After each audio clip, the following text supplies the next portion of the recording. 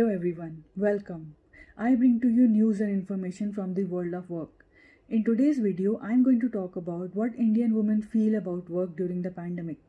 Which company was taken to court by the employees?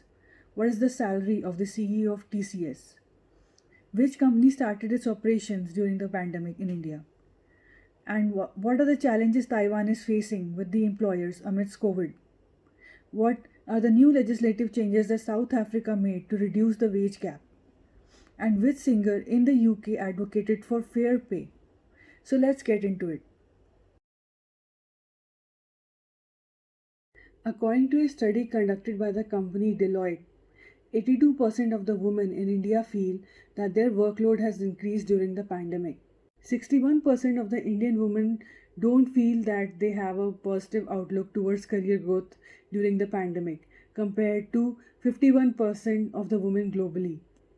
78% of the Indian women feel that their household work and household responsibilities have increased in the pandemic compared to 61% of the women globally.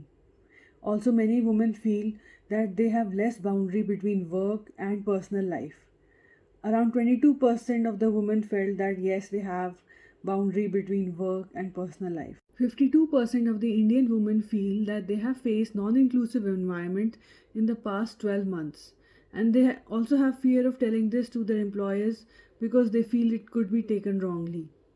The women also feel that they have not received much support from their employers, and that the employers judge them more based upon the number of hours they have logged in than based on the quality of work they have submitted. However, Indian organizations have provided higher support for mental health. That the ratio is 32% in India and 21% globally. And they have also provided higher financial support compared to the companies globally. The percentage is 30% in India versus 22% globally. However, Indian organizations are less likely to provide flexible working hours. The percentages are 25% in India versus 30% globally. And they are also less likely to set up clear boundaries between work and personal life. And the ratios are 17% in India compared to 22% globally.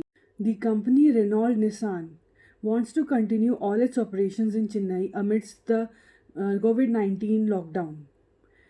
However, the company has been taken to the court by the employees who say that they are not getting proper healthcare benefits, and moreover, the company is flouting all the COVID 19 protection protocol. They are not maintaining proper social distancing in its operations. However, the company rejects all these claims and saying that it is following proper COVID 19 guidelines. Mr. Rajesh Gopinath, the CEO of TCS, saw an increase in his salary by 54% from last year. This increase has been due to an increase in the commissions that the company has made.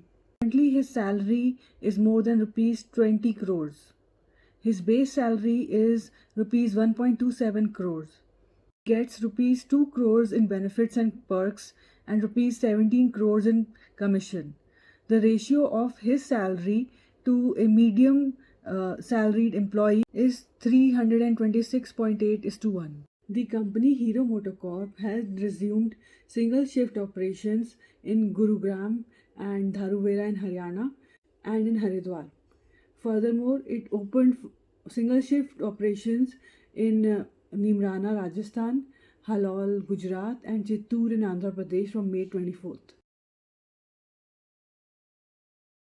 Taiwan has lately seen an increase in the number of COVID cases.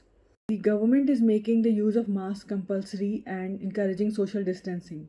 The schools are shut till the end of May 31st. However, the government is facing a challenge in the name of employers, wherein the employers do not want their workers to work from home and instead want the workers to work from office. Some employers want the workers to work in shifts but come to the office rather than work from home. Others are saying that if the employees will work from home, they will not get paid. In the field of academics as well, the employees have to log in 3 times in a day via video call. The employers feel that working from home is going to affect the productivity of the employees. Hence, the government faces this challenge of convincing the employers that working from home will not affect the productivity of work. The root of working from office culture is because Taiwan has many manufacturing industries. In the manufacturing companies, employees are expected to come into the office at a particular time and log in and be present in the office to do their work. The work from office culture also exists in the academic sector. South Africa, one of the most unequal nations in the world due to racial discrimination against the blacks, which ended in the year 1994, is planning to make legislative changes to reduce the wage gaps between the lowest paid workers and the highest paid workers. It plans to increase transparency on the wage gaps between workers, the ownership and financial records of companies, and also to increase the governance of the pays of the chief executives. The British singer Dua Lipa, while accepting the Brit Award 2021, gave a message to the Prime Minister of UK asking him for a fair pay rise for all the frontline workers in UK. See in the next video. Give Boris a message that we all support a fair pay rise for our frontline. Thank you so much. I hope you enjoyed today's video and found it informative. The links to all the articles and video used in today's video are in the description below. I will come back to you soon with more news and information from the world of work. Thank you.